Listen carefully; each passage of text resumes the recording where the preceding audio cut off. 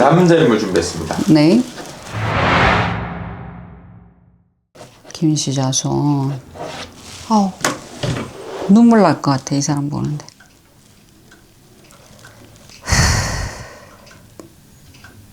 인생을 열심히 살아가고 베풀고 사는데 왜 이런 사람들은 보상이라는 이 말이 참 안타까울까요?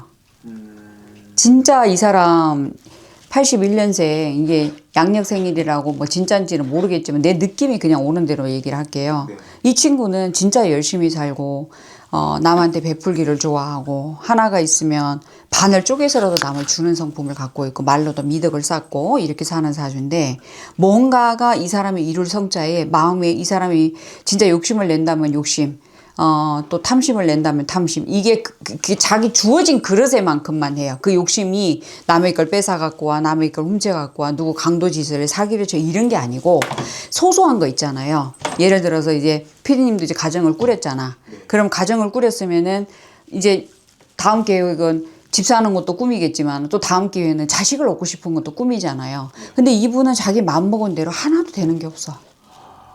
그래서 왜 이렇게 보상이 약한 이런 상황일까? 그래서 되게 안타까워요.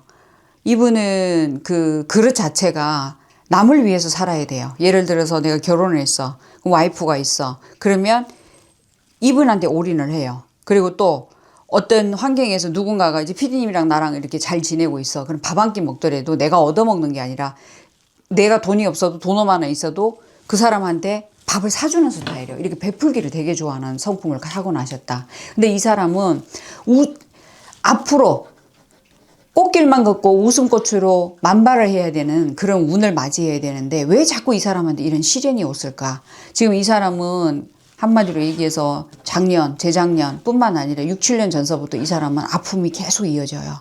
그리고 건강도 안 해. 내가 자꾸 입이 바짝바짝 말라.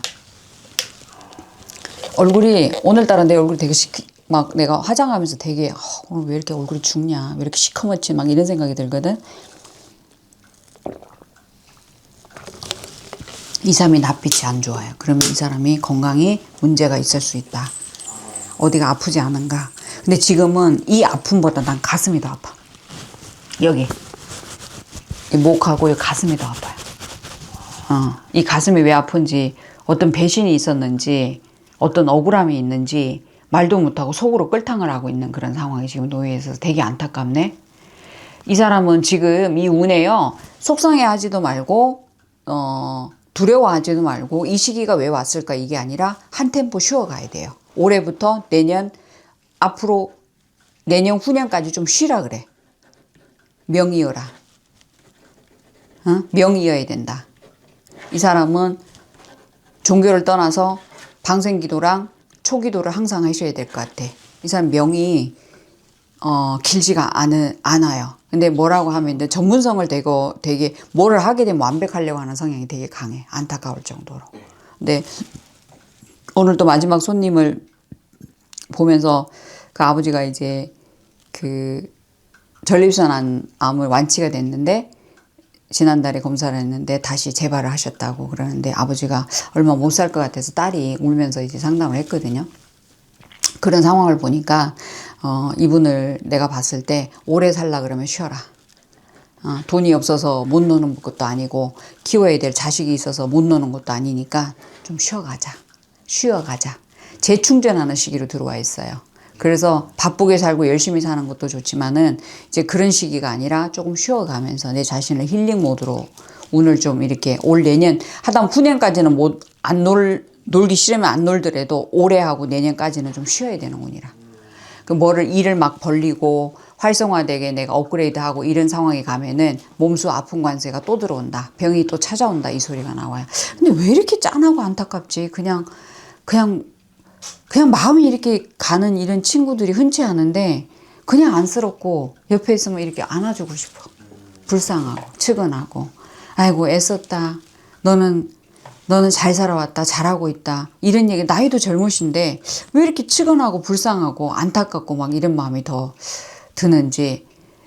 근데 지금 이 친구는 그 아픈 마음을 먹고 되게 단단해지려고 무진장 노력을 하는데, 근데 자다가 벌떡벌떡 일어나는 거는 화병인 것 같아. 뭔가 억울한 일이 있었나? 왜 그러지?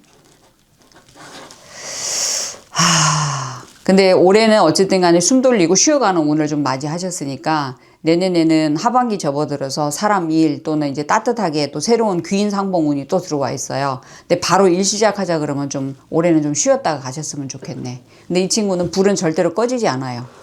그 빛이 계속 들어오는 상황이다 보니까 이 사람은 건강이 안 좋다 그래도 상황이 지금 나한테는 그렇게 불리한 상황, 불리하다기 보기는 뭐 좀 뭐라 억울한 건 좀 있는 것 같아.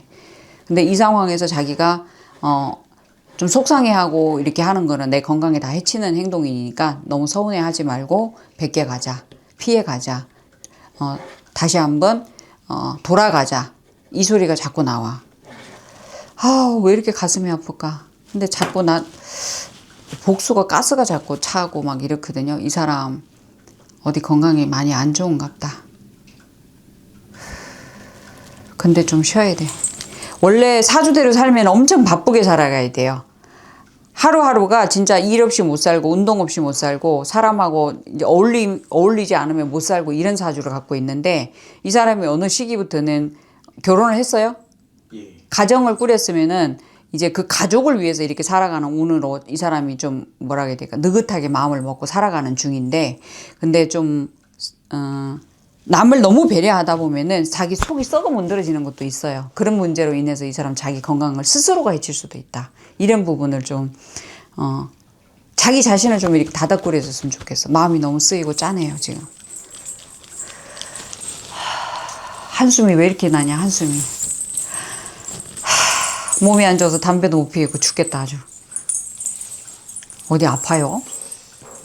예, 그 갑상선암을 이제 수술한 이제 과거가 있고 그리고 이제 이 부부의 좀 안타까운 사연이 좀 있습니다. 근데 팔자에 새끼가 자식이 없어요. 네, 맞아요. 이거 왜 그러냐면 3번의 유산.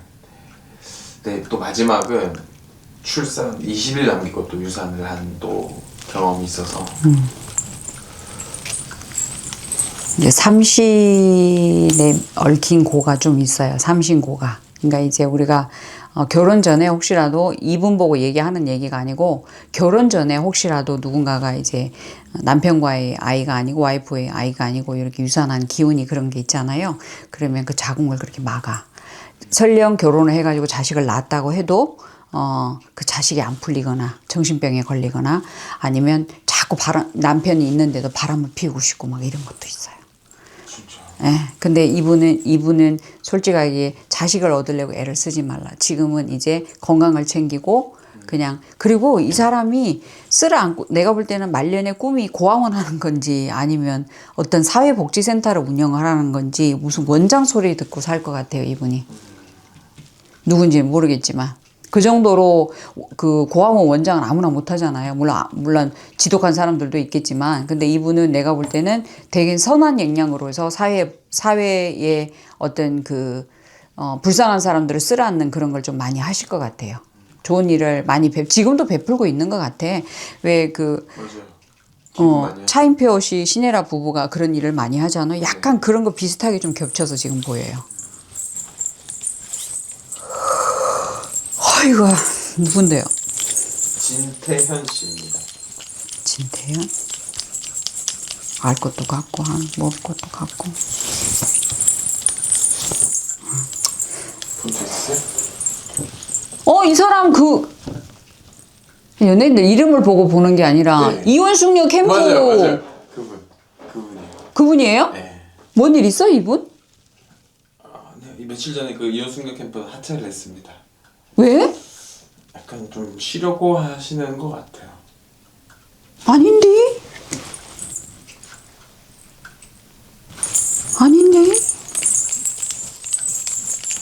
억울한데?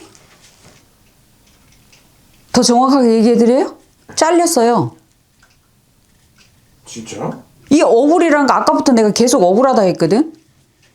근데 이 억울함은요, 누군가가 나를 떠나보내고 누군가를 나를 밀쳐가지고 낭떠리로 이렇게 좀 이렇게 비키라고 이렇게 좀 비켜주세요가 아니라 비키세요 이렇게 딱 치는 거야.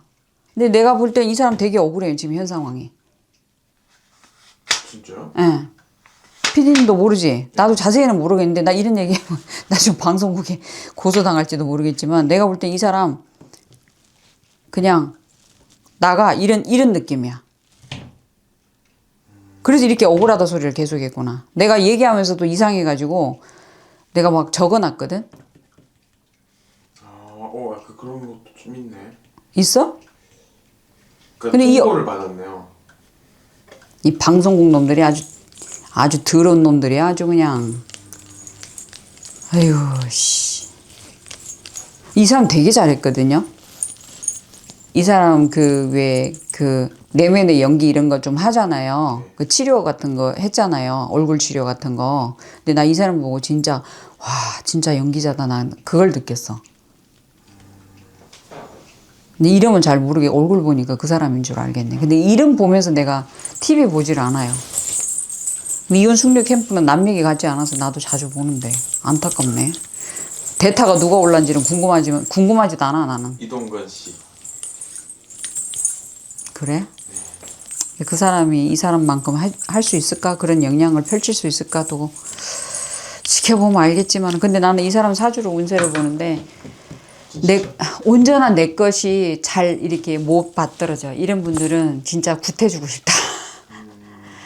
잘 살아갈 수 있고 능력대로 재주대로 가진 것도 있고 하는데 돌다리도 두들겨 보고 가는 것까지 좋고 베푸는 것도 좋은데 한 번씩 조상 대접하고 이렇게 살으면은 억울한 일을 안 당해. 난 아침마다 출근하면서 비는 게 있거든 우리 신도들한테.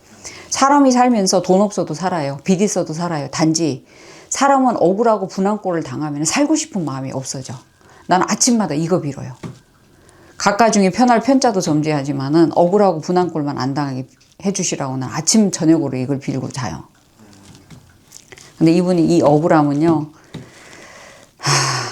조금 안타깝네. 하차하는구나. 예은병하네, 씨. 진짜 안쓰럽다.